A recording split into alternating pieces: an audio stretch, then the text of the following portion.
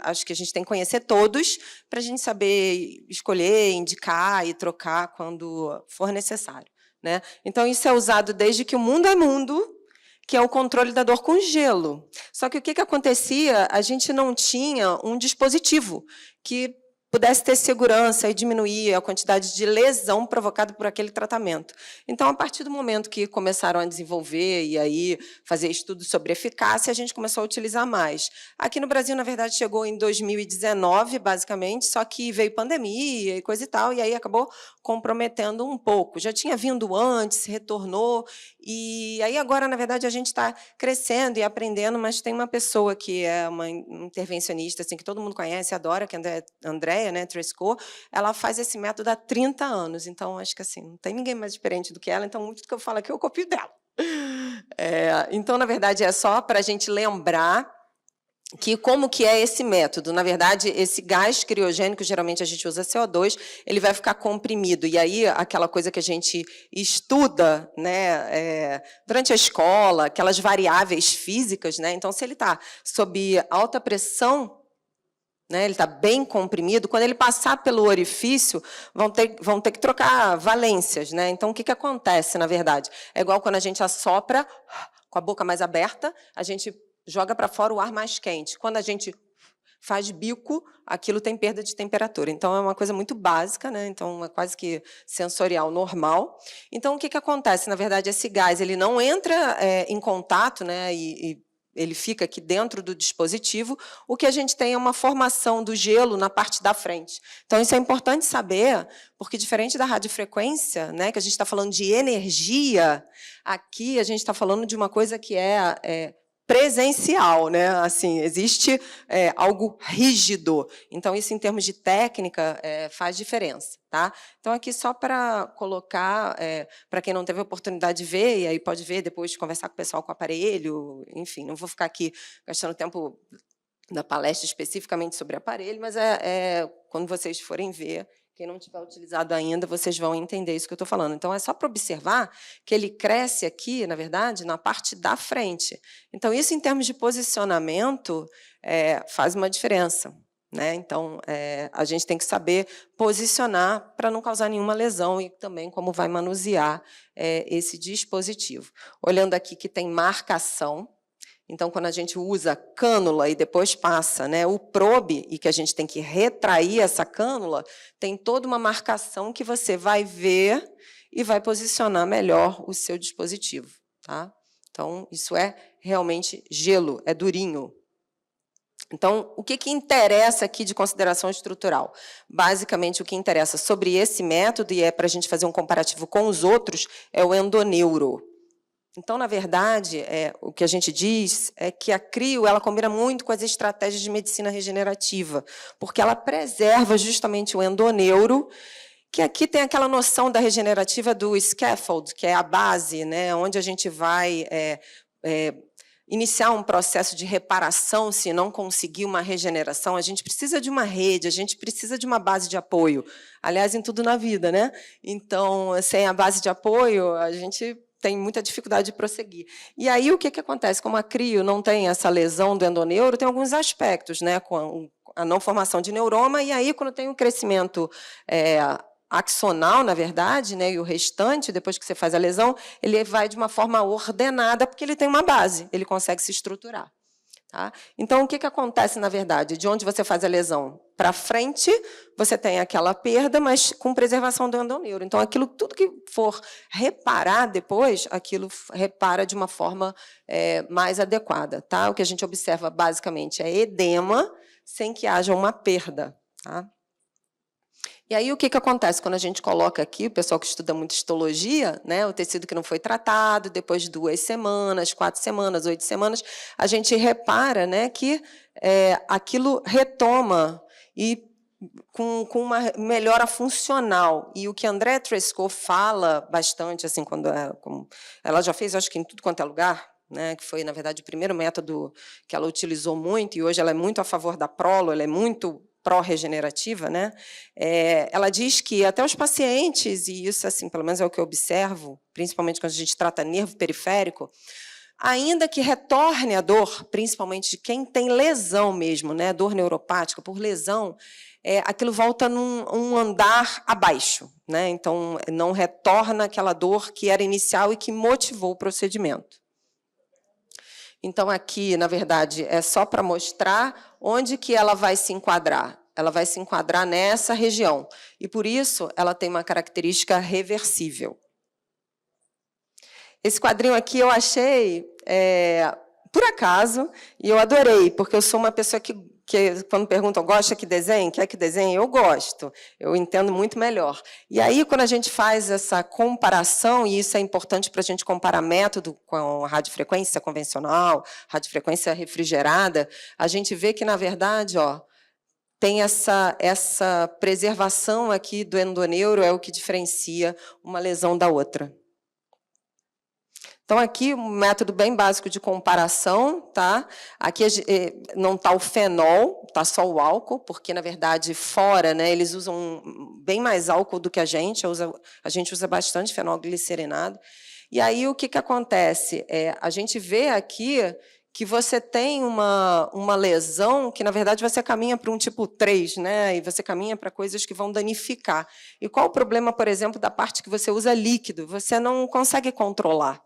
Então, quando você injeta o fenol, e aí, de repente, cresceu muito o uso do fenol, por questão até econômica e tudo que a gente faz, né, depende dessa questão de autorização e coisa e tal, em termos de custo, a gente começa a ver sérias complicações, principalmente quando você acaba tendo que usar o fenol mais concentrado, não só complicação com desestesia, lesão do nervo em si, né, mas com relação às outras estruturas, e muitas lesões isquêmicas, porque ele tem uma capacidade de um tropismo também por vaso, né? Então, independente de tudo, ele pode fazer um vasoespasmo. E aí a questão também de fazer em regiões periféricas, né? Aquilo é muito fator complicador. Então, comparando com a radiofrequência convencional, aqui a gente coloca dentro a refrigerada também, tá? Seria um grau 3, né? Então, já o que a gente tem na crio, aquela lesão 2, então teria ainda o potencial regenerativo. E aqui, comparando, a gente falando de radiofrequência pulsada, teoricamente, aquelas temperaturas de 42, 45 graus, teoricamente, você faz microlesões, se você fizer, né? Então, também seria uma questão de neuromodulação. Só que a radiofrequência pulsada, a gente sabe que ela demora, porque o que acontece? Você tem que neuromodular, você depois tem que mudar ali uma questão genética, produção de proteína, e transportadora, receptor de superfície. Isso leva um tempo. Então, assim, alinhar a nossa expectativa do paciente também na hora que faz um procedimento com a pulsada, aquilo tem que ser muito bem explicadinho para que não haja assim, um desconforto e o paciente achar que o que você fez não serviu para nada. Tá? Então, acho que a gente tem que conhecer as técnicas para a gente saber indicar. Tá? Então, aqui, basicamente, só para mostrar, né, aquela base onde tudo vai retornar, ali o endoneuro que fica como se fosse um saquinho, né, teoricamente, o que dizem, né, que eu não estudo nada microscopicamente, então eu só reproduzo. E o que é mais interessante, né, você não tem uma lesão como acontece na radiofrequência convencional, e aí a gente põe a refrigerada também, dos tecidos adjacentes. Quem faz radiofrequência, principalmente na região cervical, por exemplo, uma época que teve um boom muito grande, eu cheguei a pegar alguns pacientes no hospital que voltaram, principalmente idosos, né, que têm uma camada muscular bem pequenininha, e pessoas que fizeram a radiofrequência convencional, cervical bilateral, paciente com lesão muscular, né, e aí também tendão, ligamento, tudo mais, bem graves, assim, com retorno com uso de opioide, paciente idosa que teve que ficar internada por um tempo. Então, eu acho que a gente tem muito critério, eu gostei super do que o Pedro estava falando na aula dele, a gente, eventualmente, tem que pensar em estratégias mais regenerativas, né? Que, na verdade, o que a gente quer só que o paciente tenha menos dor, ele consiga reabilitar e que ele consiga recuperar a autonomia que ele tem. Então, se a gente for planejar, a gente tem que tentar entregar isso para ele, né? Eu acho que essa é a nossa maior função, e saber escolher o método é fundamental. Então, o que acontece? Aqui, esse livro eu super recomendo, que é da Andrea, que, na verdade, ele anatomicamente, até para a gente estudar, é super legal, porque tem as áreas inervadas e tem vários desenhos e várias síndromes diferentes, mas ela já fez crio em tudo. Então, assim, é a maior experiência assim, mundial. Essa mulher é uma coisa impressionante. Tá? Então, o que eu gosto muito de fazer crio, por exemplo? Cutâneo lateral femoral. Por quê? Você vê bem, você posiciona bem, e você sabendo fazer é uma diferença muito grande. E, assim, para mim, é uma das melhores respostas, tá? Até porque a gente ainda não tem cânulas mais fininhas. Eu já fiz occipital, já fiz linguinal lipogástrico, já fiz supraorbitário. Supraorbitário ficou muito bom, mas qual o problema? É você controlar o mal-estar que dá com o hematoma que faz, porque realmente ainda os probes são muito grotescos. Toda vez que eu faço uma coisa e fica feio ou machuca, aquilo me angustia demais, sabe? Então, essa é um outro livro bem legal, que também tem bastante coisa de crio e a parte de entrapment também. Então, são livros fáceis também, se vocês não tiverem condição de pegar com alguém, eu tenho ali, eu não me importo em compartilhar minhas coisas, nada. Tá? Então, aqui apenas para a gente observar. Tá? Então, você tem a cânula crio probe, que já vem com estimulador elétrico, então isso é muito bom, porque o peso das coisas, e com o tempo e com a quantidade de estruturas que a gente tem que fazer, vai cansando um pouquinho a mão. Né? Então, quem está acostumado a fazer os procedimentos, esse troca-troca, você disposiciona. Então, é extremamente angustiante. Então, qual é a grande questão? É aquilo que eu falei, isso aqui vem para frente. Então, ele não vai poder ficar aqui dentro. Então, a melhor coisa é quando você realmente faz procedimento guiado por ultrassom, porque você vê bem.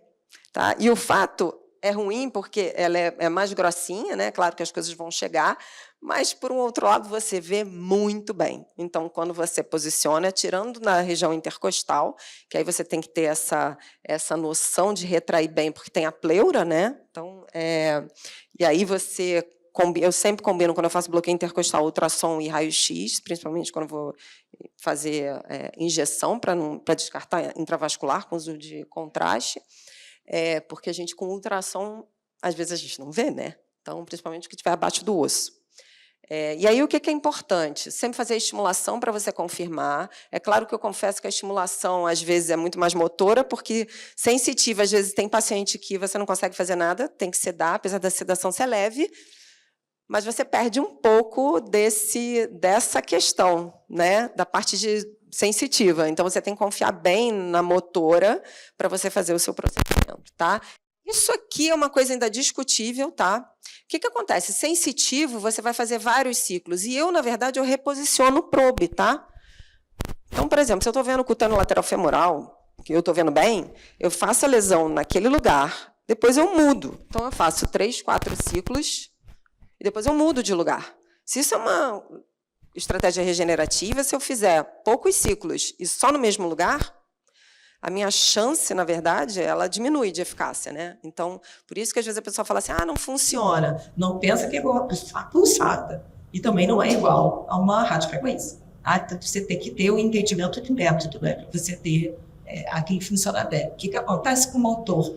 Depende do que o paciente tem de lesão, né? Então, aí você pode até fazer mais ciclos. Você já tem uma perda funcional e você quer nervo misto também, vai depender aí do quadro clínico. Então, isso aqui é uma coisa bem teórica, tá? Então, você vai ver conforme aqui, por exemplo, um paciente que é amputado, né? Isso é o nervo motor. Gente, ele é amputado, ele está com uma infanto. Então, assim, tá? É você pegar a técnica e aplicar para aquele paciente. Tá? Então, o que acontece diferente do resto das outras técnicas? Os 30 segundos iniciais, né, da lesão, às vezes tem uma sensação de queimação, mas eles nem tem. Isso mesmo já faz uma analgesia desde aquela hora. Então, é diferente da pulsada, que vai funcionar depois. E, às vezes, alguns doentes na radiofrequência também funciona depois, tá? Porque é um mecanismo lesivo, mas demora um tempo para ter aquela questão. E o gelo não. O gelo é analgésico, a gente sabe desde que Hipócrates falou. Tá? Então, o que acontece? Eu reposiciono o probe e o meu número de ciclos é variável, vai depender de cada caso.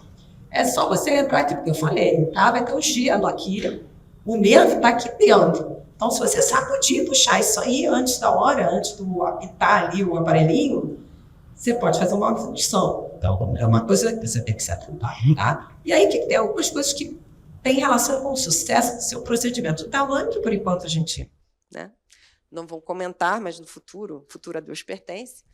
Tempo de congelamento. Não adianta. Tipo, você quer aumentar o tempo ali e ficar mais tempo congelando. Não. Porque você vai fazer um iglu. E o iglu pode ter 16 graus aqui dentro. Então, assim, não adianta. Então, assim, alguém estudou isso, que não fui eu, percebeu que é melhor assim. Então, até que alguém publique e tenha, né, estudado aquilo especificamente, que mude o aparelho, mude o tempo, a gente não fica mudando o preset das coisas que já estão marcadas. O que acontece? O tecido tem que ter permeabilidade à água, né? Porque senão como é que você vai fazer gelo? Não vai. Então, não vai funcionar crio.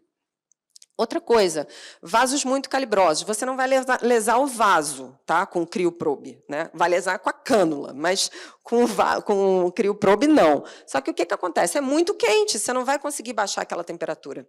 Tá? Então, não vai acontecer a lesão. Então, por isso que, dependendo da região onde você está, a resposta vai ser melhor ou pior. Então, é uma questão fisiológica, né? Então, não tanto com relação com você. Isso aqui a gente coloca, mas é coisa teórica, né, gente? Gostaria muito, mas às vezes não é possível. E aí, o que acontece? Questão do bloqueio diagnóstico, né? A gente tem que falar de precisão. Então, se a gente coloca... E aí, se você está pensando numa técnica ablativa temporária, porque qual é o conceito, aquilo que o Pedro falou na aula? Quando você fala de medicina regenerativa, e aí é o tratamento da regenerativa que o pessoal usa biológico em várias estruturas ao mesmo tempo, é porque a regenerativa ela fala da unidade do movimento, da unidade articular. Então, faz porque você quer colocar célula para sinalizar.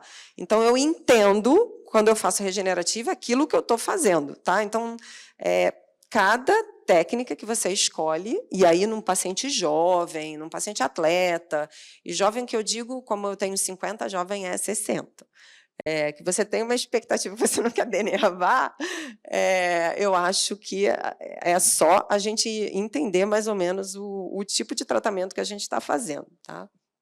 E aí o que acontece? O que tem de problema, né? Na verdade, tudo que é muito periférico, você tem que fazer assim uma certa bolsinha aqui, né? Pode ser com soro, pode ser com anestésico, e aí vai, né? Por quê? Senão você faz esse congelamento aqui periférico, é o mesmo problema do fenol, né? Você pode fazer uma lesão aí na parte mais superficial, tá? Então, perda de pelo, fazer queimadura, aquela questão que eu comentei, perto de vaso é muito difícil de você baixar a temperatura. Tá? Grande vantagem não formação de neuroma, você pode usar aí uma fibra que quiser, né?